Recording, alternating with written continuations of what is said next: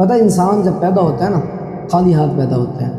کبھی آپ نے دیکھا ہو کہ کوئی بچہ پیدا ہوا ہو وہ مال و دولت لے کے آیا ہو، پیسے ہوں اس کے پاس، سب کچھ ہو؟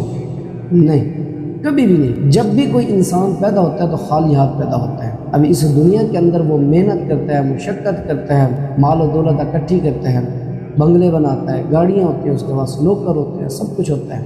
اور یہی انسان جب جاتا ہے تو خالی ہاتھ جاتا ہے. کوئی بھی اس کے پاس نہیں ہوتا، کوئی مال و دولت نہیں لے کے جاتا.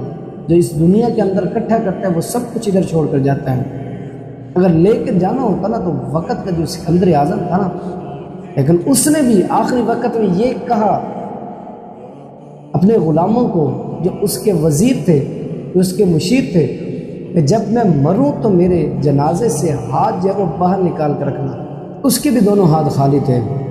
اور اس نے کہا تھا کہ اجڑ گیا وہ باغ جس کے ہزاروں مالی تھے، اجڑ گیا وہ باغ جس کے ہزاروں مالی تھے، چلا سکندر اعظم دونوں ہاتھ خالی تھے، کچھ بھی نہ لے کے گیا.